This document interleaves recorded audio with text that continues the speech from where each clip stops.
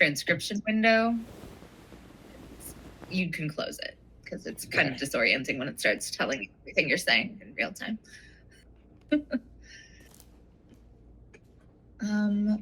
Amazing. So before we get started, I know I sent you a little bit of context and some questions ahead of time. Did you have any questions for me before we get into it? What do you mean by centaur? It's the $1 million question. I think, we've been thinking about sort of. Do you just mean hybrid? Yeah, hybrid. Without exploring AI specifically, we wanted to explore sort of this world where a man and machine have come together in sort of a new power dynamic where it's, a bit more of a hybrid sort of world where. Why have you chosen to use the word centaur and not cyborg? And not cyborg. So we haven't landed. It's just a working title. So it's been a hot debate on centaur versus cyborg. And honestly, it's, there's a member in our community whose handle is Chiron, and he's so inspired by Chiron and centaurs. And so we've just always been thinking about, this half and half, this, especially the idea, cyborg takes you to a very technical space, and centaur has more of a natural element. So we've been thinking a lot about this more than human world and what it actually means for a centaur future to change how we relate to other non-human entities, like our relationship with nature and how we interact with, just how we decenter humanity. So I think it's been interesting to have that sort of human meets natural world element sort of embedded, at least in a way, in the title. But it's sort of it's a working title. So it is just to say exploring this sort of like hybrid existence and what a future that what a centaur future, hybrid future, whatever you'd like to call it, that is indeed a better future could look like. Yeah. So that's centaur. All right. Okay. So I guess my first question, and then I'll get into sort of what I'd laid out for you, but I had sent you sort of the overarching themes, those three ideas: the human premium, more than human cooperation, and decentralized reality. And I noticed so much of that is sort of interwoven in what you talk about in your work. And I'm curious if one of those sort of has, more energy for you, if one of those is a topic that you're particularly interested in and you want to spend some more time with, if you spark to anything in particular. So let's discuss this notion of human premium first. Yeah. There is no such thing fundamentally as the human premium. Now, what I mean to say by that is that fundamentally, we've been here for a couple of million years. It's been around for way more and longer than that. And we will be, I don't know, a little more on the face of Earth when we are all gone. Now, we can choose as a species to imbue our group, right, our genus, with this thing which we call anthropocentrism. We can choose to believe that we are different. And one of my philosophical stances, I'm a firmly speciesist. I believe that there's something special about humans, about Homo sapiens.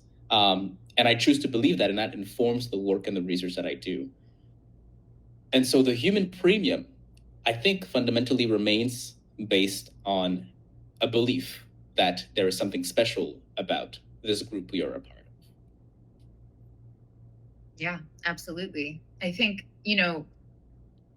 that strikes me as why this particular technological wave, more than other technological waves, is so fear-inducing and so polarizing, because it almost hits at the core of that belief, right? It causes us to like question, I can see something almost doing a thing that I think is special to me or unique to me. And does that resonate with you? That like rub, is that why this particular moment is so like disconcerting to people? The field of inquiry that attempts to determine what this unique characteristic of humans is called philosophical anthropology. So there's this very storied research into what makes us special as humans. And for a long time, we remain somewhat uncontested, right? We could compare ourselves to animals, as Descartes did, and say, well, the animal is an automaton, it's a machine. That's how René Descartes, the French philosopher, thought about other animals.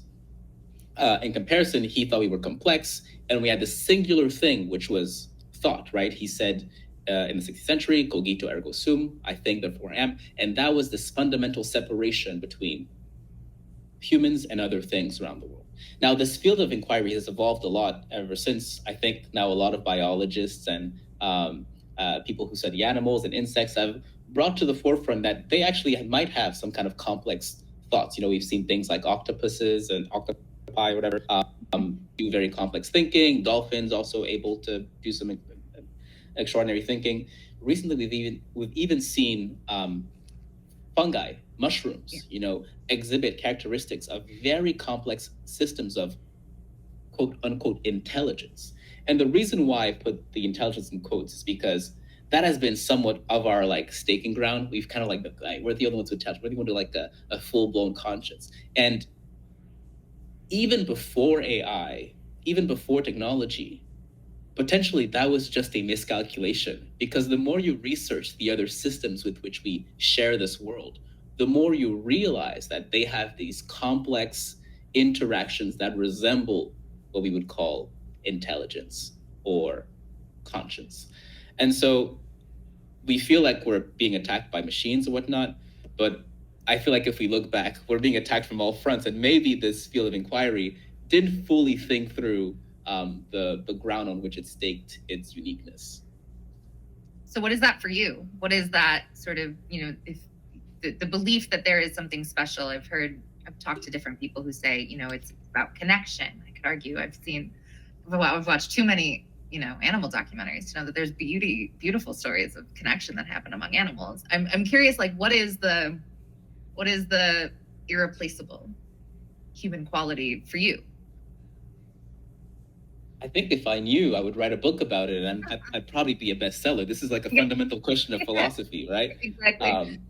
I'd be up there in the academy being like, this is the thing. So I have no pretension to know what this fundamental quality is. However, I feel it, and perhaps I'm deluded. But through my human experience, and I spent a lot of time with animals, and as a part of my research, I explore a lot these other systems which exhibit this wonderful quality of either intelligence or sort of magnificent cooperation at a large scale. And what this leads me to think and believe is not that we have a necessarily unique thing, right? Because the problem with the idea that these other forms of intelligences are contesting our own is that we see them as adversarial. And so I would push us to think of these not as adversaries, but as potential collaborators, potential systems of, in biology, there are three usual systems. I think it's parasitism, cooperation, and then mutualism, right? These either the fish is cleaning the whale, or the parasite is sucking the blood, or sometimes it's commensalism is when they don't affect each other. And so I would push us to move away from this sort of zero-sum thinking about intelligence and to recognize that more intelligence might just mean more capability for collaboration. Yeah, that's what we've been really thinking about. I think this idea of additive, if you think about more than human cooperation, we talk a silly amount about mushrooms and what we can learn from our mycelial friends. But that idea that there is something that we can learn from, networks of trees and how all of this works together. What is this idea of more than human cooperation teach us about the nature of our own collaboration and the nature of how we relate to ourselves and to each other and also to the broader world. And I think what we're seeing with how people react to AI is like sort of a microcosm of that sort of almost inability to reckon with something that isn't a zero-sum game. Yeah, absolutely. So interesting. So I would love to spend some time with you on decentralized reality, because the reason I reached out originally was on that crisis of legibility piece. And I feel like those are just so intrinsically linked. Like, you know, if we are in this crisis of legibility, it feels like the more and more that reality becomes quote unquote decentralized, the more, or the less and less we have, you know, shared culture, shared taste, shared touchstones. And I'm curious if you've thought at all about sort of the ramifications of AI and this sort of decentralization of reality as it relates to that conversation of legibility.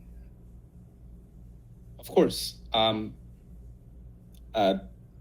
It's one of my main fields of inquiry. I think it's wonderful as a culture, as a species, to share reality. I think we are approaching a realm where that is no longer so possible. So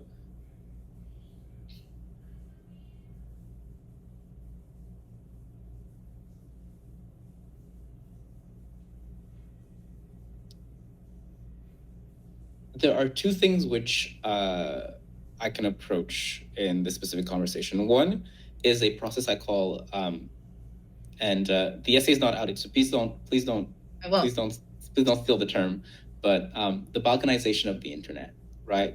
Which is the process of slow fragmentation of the internet into separate insular groups. Oh yeah. And then the second is the what I would call the attacks on reality, right, from the AI generated image.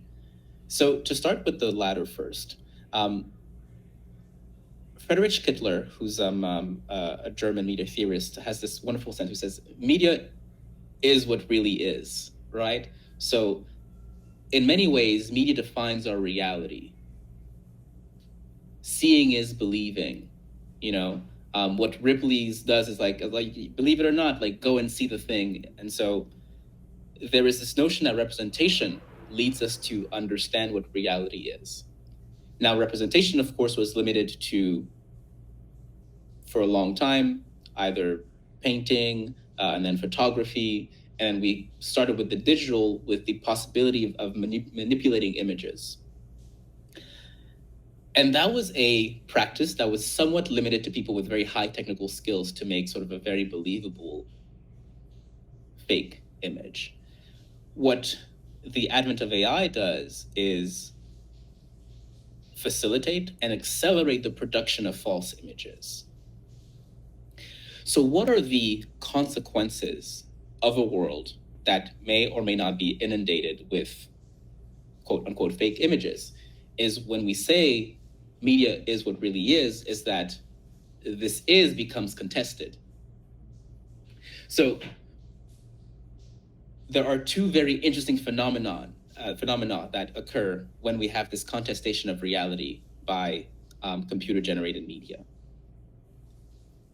The first is the false positive reality, right? This is the one we're most familiar with, which is like, oh, I thought this was real, but it's not, right? So you see Trump getting arrested by 17 police officers in New York, as we saw maybe 3 or 4 months ago, or the Pope in a Pope jacket. The Pope jacket. And so I thought this was real. And then, because, you know, the Pope, he always wears weird outfits. Yeah. The church. And that's the false positive. And then there's also, which to me is the more worrying one, it's the false negative reality. That is when the capacities for image generation become so good that an image that is real becomes then contested. And we say, well, there's a crisis somewhere, this image is, well, that's propaganda, that's not real. And that attack, I think, is significant because it leads us to a state of hyper-skepticism. And hyper-skepticism has a series of consequences in the way that we interact with media. Namely, it devalues images, videos, which were the main modes of communication of what reality was in sort of this I don't know if there's a singularity or whatever, but before this point of inflection. And what happens weirdly when video, audio, and images are devalued is that with hyper-skepticism, you go towards a more hyper-local understanding of what reality is, which means that I have this sentence, I have a work which is a five rules for a post-truth world, which was published by Knowledge Futures, in which I say no post unless of a mutual born must be trusted, right? So it becomes that the information is only trusted when it comes from this usually hyper-local source. And so things that were very, we didn't really put a lot of value, like an eyewitness account or, in court, that used to be like, the eyewitness might not remember anything like that. We used to believe the photo or the recording. Now, I'm not saying it's going to change legally, but on an interpersonal level, the secondhand or the eyewitness accounts become more valued because they come from this sort of trusted source, which you are able to relate with. And so there is a definite fragmentation of reality, which I think is reconstructed in this hyper-local focus. And then that gets really messy because that's magnified by the balkanization problem. I always talk about like the nichification of the internet and where we want to spend our time, because everything that was mass is so toxic. So you spend time in these more comfortable, smaller spaces, but then you end up with, an AI that was trained on conservative beliefs and, news sources that are only believed by, anti-vaxxers and the truth that is their truth and what is truth in the first place. So that those two things feel like they just pile up on each other and really, of course, they amplify each other, right? So on the one hand, when you have these insular communities, Ru Yi and I are working on this essay for Folklore. It's coming out very soon. So the next process after the balkanization is the Babelification, right? So you build an existing language within that framework. You build a set of images, a set of symbols, and a set of words, or i.e. a language, which become proprietary to that insular group that you have online. And then sometimes you have to go out of your little island back into the mainland, if you will, right, into mass. And then people are unable to communicate because they've built their frame of references, what they believe reality is, how to communicate in their island, and then they come back to mainland and collisions occur, right? And there has this impossibility of finding this common ground, of communicating with one another. Go ahead.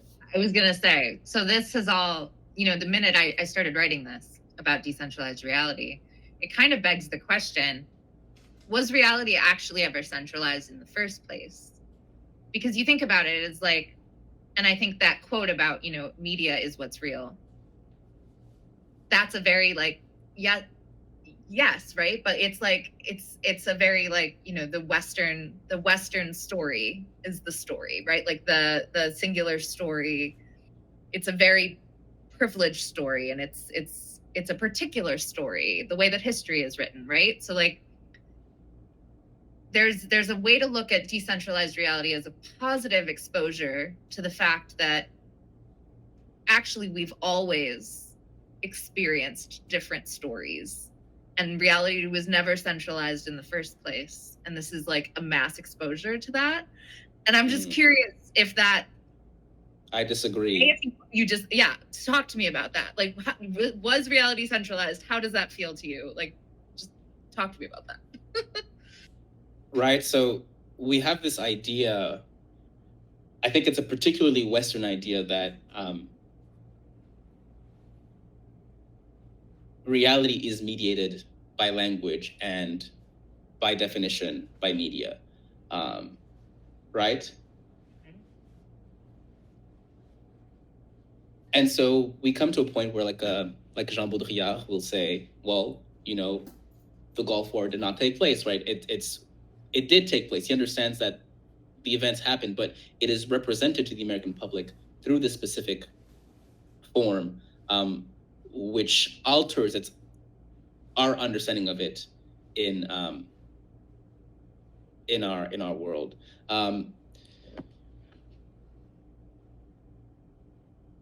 Baudrillard lives in a world of language. I'm reading from one of my essays. I'm sorry. Go for it. And in that sense, is the heir to this extremely Western and Judeo-Christian tradition, right? That we focus on the word and by extension on media. The problem is that not all of our experiences are mediated through language and science. The world of language is a cushy nest where foreign horrors are refracted through media, perfectly compatible with Western exceptionalism. We have the luxury to be alive today.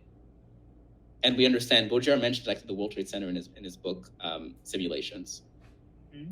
America was the ideal candidate for Baudrillard's analysis and theory because it had a seemingly idyllic Disneyland characteristics, a land so rich and no longer needed competition. It could erect 2 towers to clamor the death of monopoly and celebrate the era of serialization. And that was his idea that like the real was attacked. He coined the term hyperreal, right? When fiction and reality merge to the point where you're no longer able to distinguish one and the other. Yeah. But we know now from his example of the World Trade Center, but the real strikes back with a vengeance, and the ineffable can happen. Events beyond words, signifiers and signify can strike the empire's metropolis, sending its entire population into the real. And so what we are living now is transitory. And as our infrastructure crumbles, as inflation rises and wars emerges, we will be forced out of the cushy nest of media and thrown into the real, because the real strikes back, and it strikes back with a vengeance. Interesting. I appreciate that. Okay, my last question, which is, it's funny to watch people answer this question in different ways, is what we're asking everyone, which is that notion of a Centaur future. Like, do you believe that it can be a better future? And if so, what does that better future like look and feel like to you? Like if you step into it, where are you stepping? So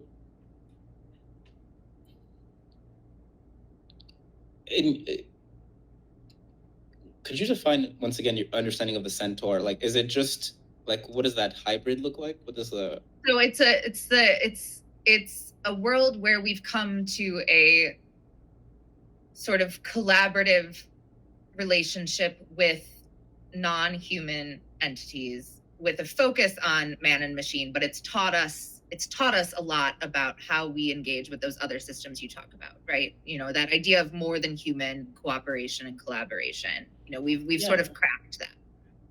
So I have a review of the work of Pierre Hugues in the next Spike Art magazine coming out. I think it's tomorrow.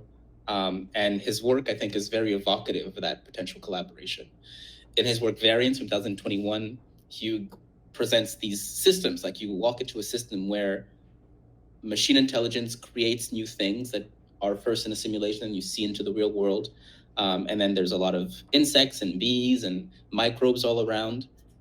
In many ways, we are not far from that utopic future of collaboration. It is all around us. I think the main thing is to open our eyes to it, right? There isn't like a major thing that's going to happen. I think it's more the realization that all while we were, living our lives or whatever, we forgot to look around and look at the aspen trees that are like these like gigantic networks. That's just one tree, or to look at the way microbes are, connecting and communicating under our very feet, right? So to me, this collaboration is more a prise de conscience. It's more of an understanding that needs to be presented. And that's, as a technologist, as a builder, like that's one of the things that I want to bring forth, one of the things that I'm pushing for. Additionally, I think the artists also have a role in this, into bringing awareness to that connection, right? Because it's already there. And lastly, there is not a responsibility, but I think we can learn a lot from people who have not been tarnished or marred by like the the fallacies of Western thought, because they understand in their cosmologies that interdependence, right? And that's really a key word in that, right? The collaboration is more than a collaboration, it's an interdependence. And if we do want to survive and potentially leave a mark to, circle back to the first thing that I said on Earth, we can either go the path of just trying to do everything our own way and continuing in our path, or we can seek to learn from others, other cultures, other beings, and even other machines to create a better world. That's a beautiful note to end on. Thank you so much for taking the time. This was a lovely conversation, and I'm excited for